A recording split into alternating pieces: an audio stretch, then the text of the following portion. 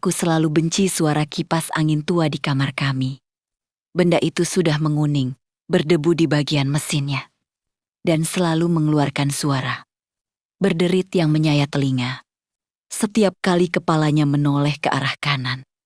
Bagiku, suara itu seperti kuku yang menggaruk papan tulis. Sangat mengganggu, dan membuatku sering terjaga. Di tengah malam dengan perasaan gelisah. Berkali-kali aku meminta Mas Panji untuk membuang benda rongsokan itu dan menggantinya dengan kipas angin baru yang lebih senyap, atau bahkan AC sekalian. Tapi tanggapannya selalu sama. Dia akan menatap kipas itu dengan tatapan yang sulit diartikan, lalu menggeleng pelan. Jangan diganti. Aku butuh suara deritnya agar bisa tidur. Tanpa suara itu, kamar ini terasa terlalu sepi, katanya. Logikaku menolak alasan itu. Bagaimana mungkin seseorang bisa tidur nyenyak di tengah suara bising yang tidak beraturan? Tapi Mas Panji tetap keras kepala. Dia seolah memiliki ikatan batin yang aneh dengan benda mati tersebut. Keanehan itu semakin medis sebulan terakhir. Mas Panji tidak hanya tidur dengan suara kipas itu. Dia mulai menunjukkan perilaku yang membuat bulu kuduku meremang. Seringkali, saat aku pura-pura terlelap, aku melihatnya duduk di tepi tempat tidur, membelakangi aku, dan menghadap tepat ke arah kipas yang sedang berputar. Dia tidak sedang melamun. Kepalanya bergerak pelan mengikuti irama putaran kipas, seolah sedang mendengarkan sebuah simfoni yang hanya bisa didengar oleh telinganya sendiri. Yang membuatku semakin takut adalah ketika aku mendengar bisikan-bisikan halus keluar dari mulutnya. Suara suamiku sangat rendah, hampir tenggelam oleh deru mesin. Tapi aku bisa melihat gerak bibirnya. Dia seolah-olah sedang menimpali suara derit kipas itu. Dia sedang berbicara, tertawa kecil. Bahkan sesekali mengangguk, seakan-akan ada seseorang yang sedang mengajaknya berbincang di balik hembusan angin malam. Tetangga sebelah rumah bahkan mulai berbisik-bisik. Mereka bilang, mereka sering mendengar suara Mas Panji berbicara sendirian dari balik jendela kamar kami saat tengah malam. Mereka bilang, suamiku sedang berbicara dengan angin. Aku mulai merasa suamiku sudah tidak sehat secara mental. Atau mungkin ada sesuatu yang jauh lebih gelap yang sedang menguasainya. Puncaknya adalah malam ini. Saat hujan deras mengguyur dan petir menyambar, tiba-tiba aliran listrik padam. Kamar kami seketika menjadi gelap gulita. Suara derit kipas yang biasanya memekakan telinga itu mendadak berhenti. Keheningan yang luar biasa menyiksa langsung menyergap ruangan. Saat itulah aku mendengar suara isakan yang sangat menyakitkan dari arah Mas Panji dalam kegelapan yang pekat. Aku menyadari satu hal yang mengerikan. Selama ini, bukan angin atau derit mesin yang dia cari. Ada sesuatu yang jauh lebih dalam. Sesuatu yang tersembunyi di balik kebisingan itu. Yang kini hilang saat kipas itu berhenti berputar. Pagi harinya, suasana di rumah terasa sangat mencekam. Mas Panji berangkat kerja tanpa mengucapkan sepatah kata pun. Matanya sembab, wajahnya pucat. Dan dia bahkan tidak menyentuh sarapan yang aku buatkan. Sebelum menutup pintu rumah, tatapannya tertuju cukup lama pada kipas angin tua di sudut kamar kami. Seolah-olah dia sedang berpamitan pada sesuatu yang bernyawa. Begitu deru motornya menghilang di ujung jalan. Rasa penasaran yang sudah membakar dadaku selama berminggu-minggu tidak bisa lagi dibendung. Aku harus tahu apa yang sebenarnya terjadi. Aku harus tahu rahasia apa yang disembunyikan oleh benda rongsokan.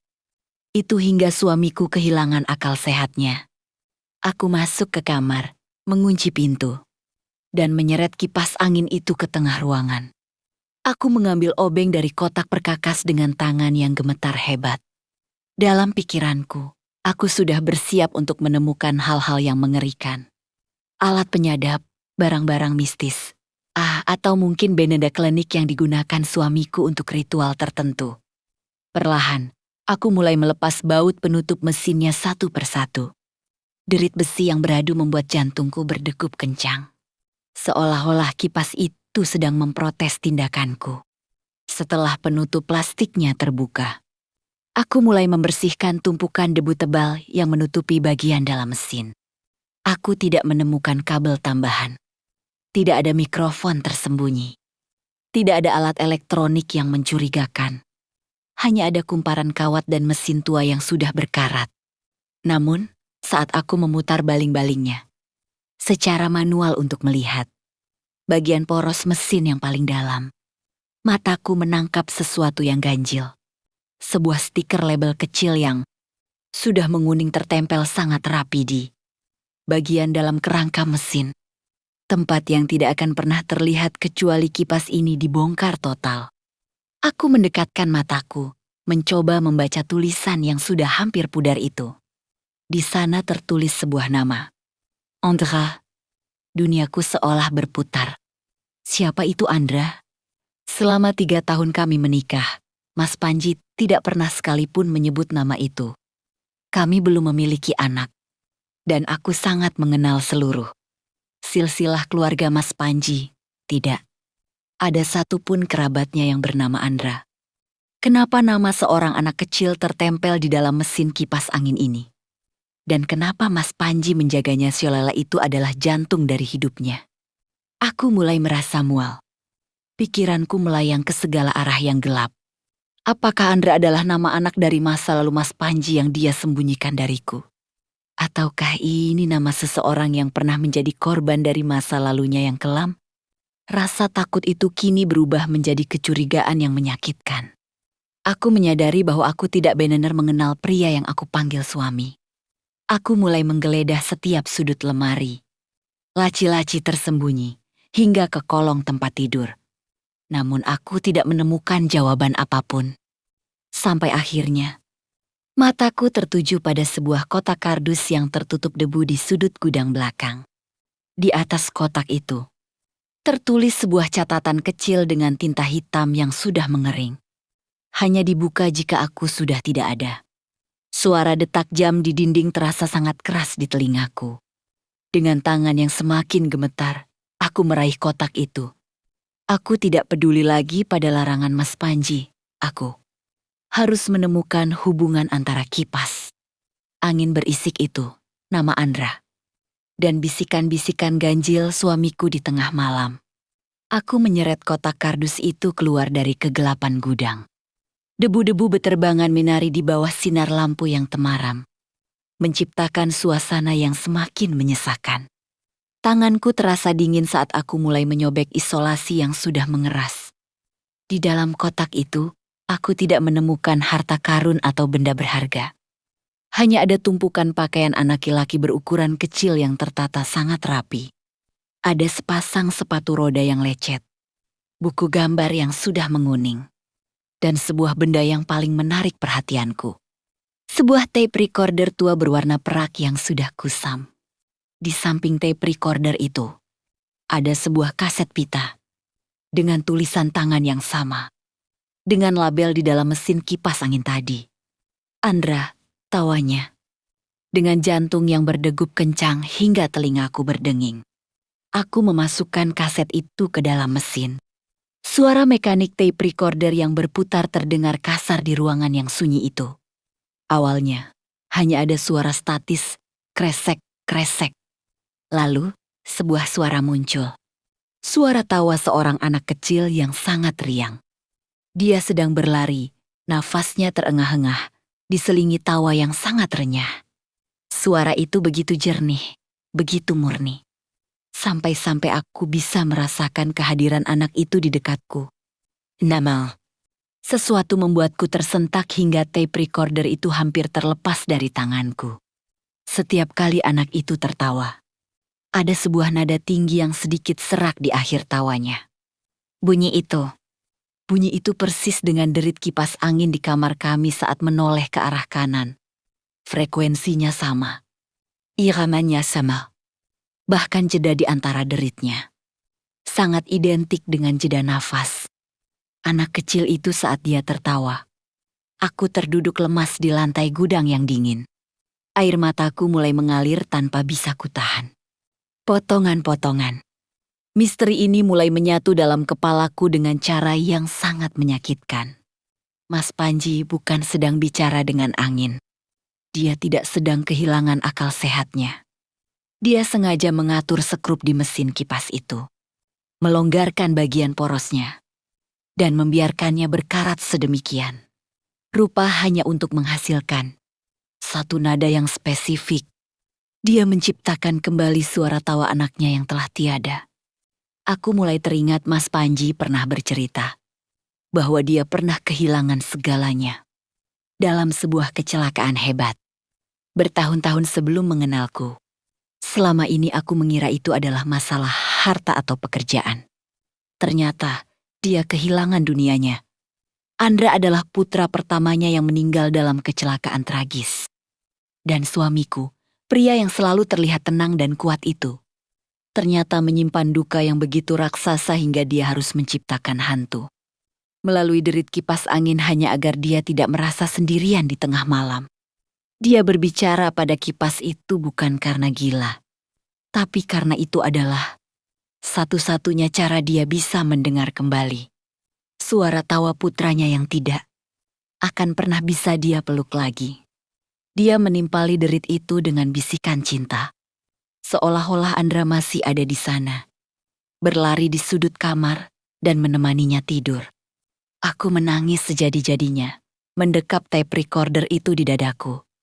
Rasa takut dan curiga yang tadi membakar hatiku kini berubah menjadi rasa bersalah yang teramat dalam.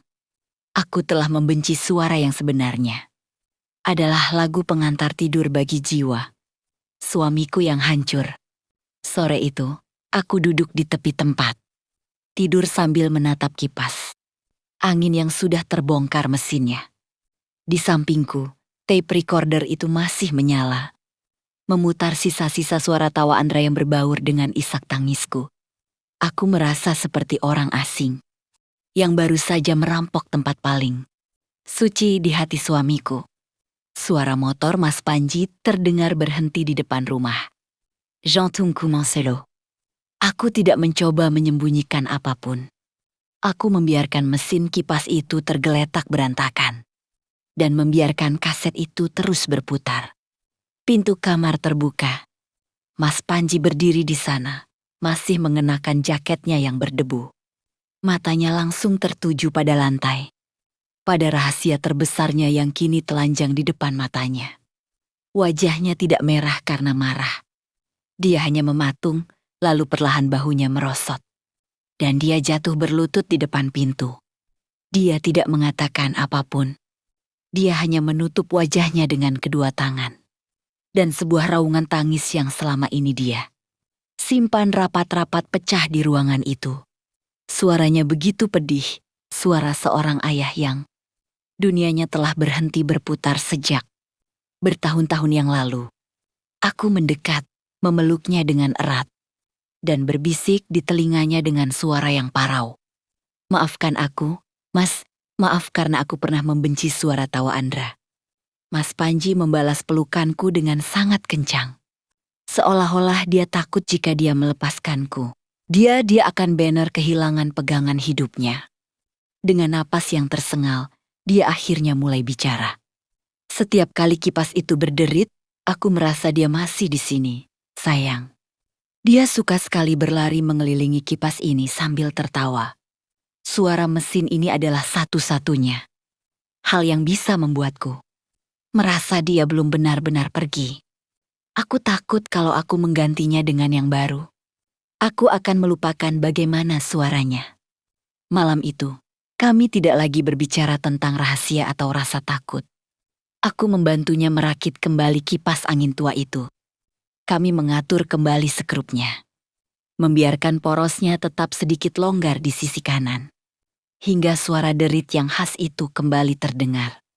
Kini, saat aku berbaring di sampingnya dalam kegelapan, suara derit kipas itu tidak lagi terasa menyayat telingaku. Suara itu kini terdengar seperti nyanyian yang sangat lembut. Aku menutup mataku, mencoba menyelaraskan detak jantungku dengan irama putarannya. Aku mulai mendengar apa yang selama ini suamiku dengar. Aku mulai merasakan keceriaan seorang anak kecil di balik hembusan angin yang menerpa kulit kami. Kipas angin tua itu bukan lagi sampah rongsokan bagiku, melainkan jembatan kecil menuju sebuah kenangan yang terlalu indah untuk dilupakan.